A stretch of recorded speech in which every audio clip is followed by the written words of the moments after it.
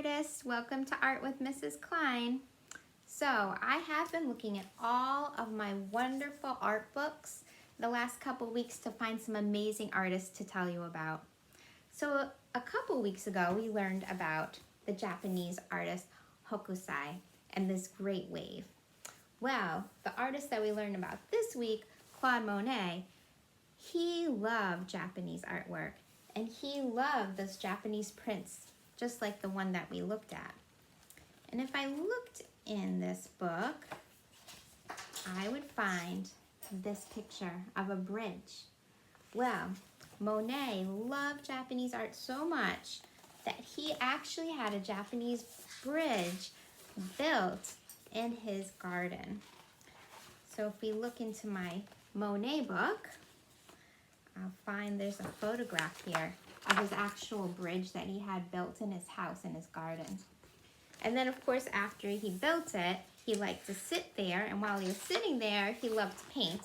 So here is a picture of one of his paintings of his Japanese bridge with the water lilies.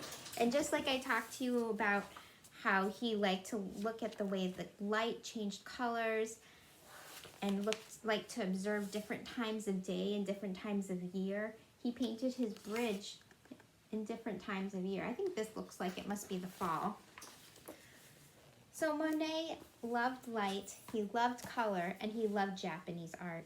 And actually, if you look at my lesson plan, on the side, there's a little part that says want some more, and there's a link to a virtual tour of Monet's house.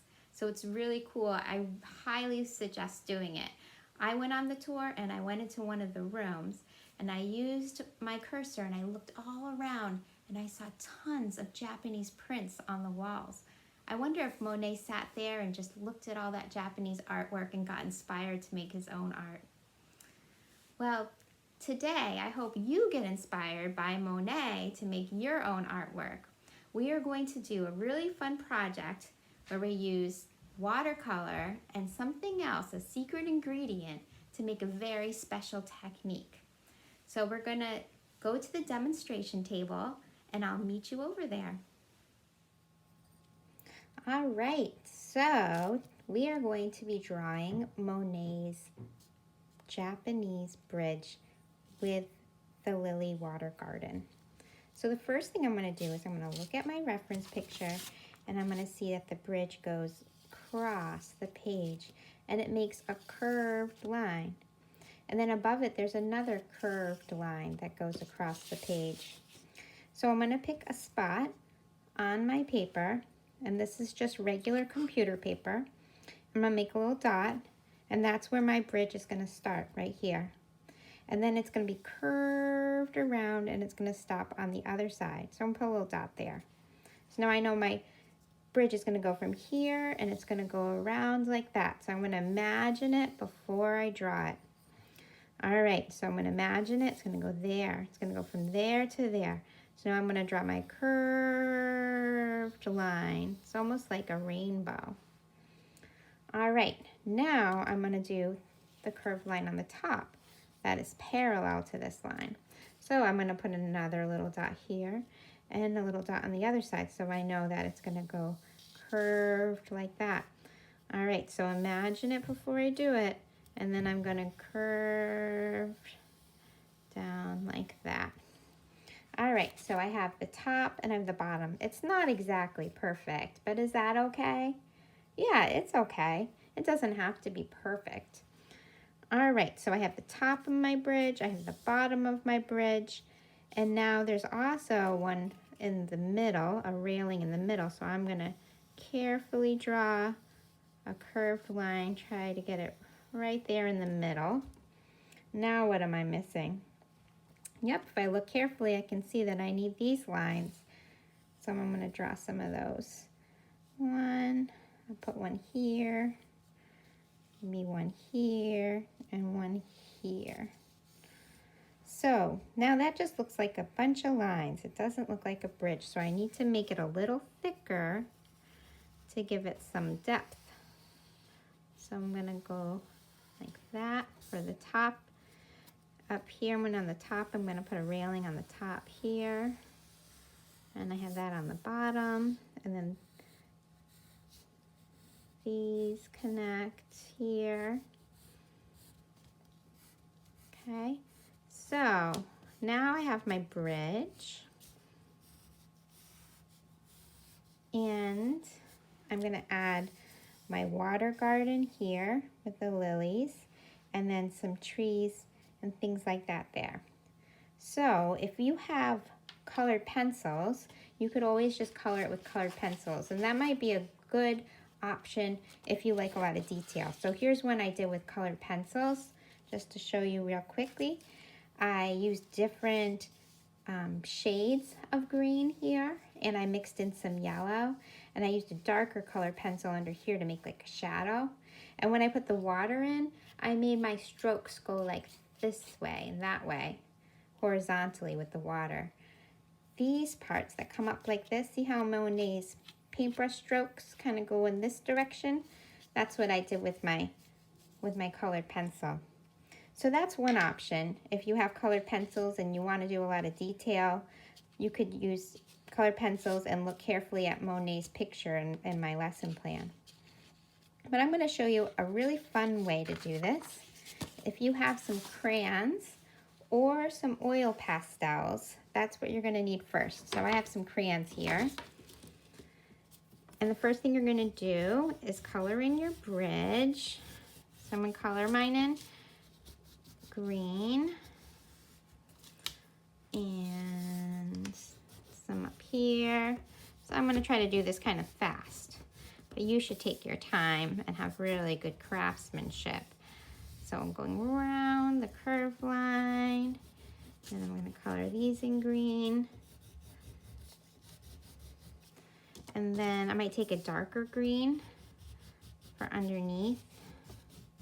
And I want to make sure I really cover up the paper where I want the bridge to be. So we're going to make a crayon or oil pastel and watercolor resist painting. So that means everywhere that I put the crayon on or the oil pastel, the paint won't stick to it. And everywhere where there's no crayon, the paint will stick to it. So some of you have done that in class with me before. All right, so there's my bridge. I might put a little bit of a little highlight here on the top. And then what I'm gonna do is make the water lilies here and maybe some of the plants that are around there. So to make these water lilies, I'm going to make some lily pads. So I'm going to take my crayon and I'm going to make an oval, a green oval. I'm going to make a few of these green ovals. So there we go. Have a few of those. I have some here. Okay. I'll put a little more here. And then on top of my lily pads, I'm gonna put some flowers. So I have two different pinks. I have a lighter pink and a darker one. So I'm gonna make some little flower shapes. And I'll put those on there. So I'm using the light one, and then I'll show you where I have the darker one. And then the light one, and then I can take the darker one and I can just add a little more depth to it, like that. Like almost like a little bit of a shadow underneath. All right, and then just gonna add a few more. Maybe a little bit of a different color green. You can add different colors. And maybe even some of this kind of yellowish green. I see a lot of those light yellowy greens in there. So I might put a little bit of that in there. And then all up here in the picture, I can see there's all of this vegetation hanging. So I'm gonna make some brush strokes or crayon strokes, but I'm gonna pretend I'm Monet making brush strokes, all coming down like that. coming this direction. And then up here, right here, they're coming more in this direction. So I'm gonna put some coming in that direction. All right, and you can spend a little more time on yours. I'm gonna make mine go a little bit faster so that you have time to get to your drawing. All right, so let's pretend I filled this whole thing up with water lilies and the bridge and the vegetation. So now I'm gonna do is add the watercolor. So I have my watercolors here. Now if you don't have watercolors, you can make some watercolors. If you have some food coloring, you can use that. All right, so now I'm gonna add a lot of water. I'm gonna make it really wet.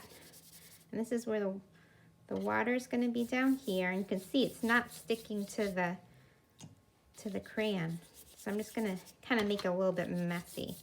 So you have to work really fast because I'm gonna show you a really cool technique, but the watercolor has to be really wet for it to work.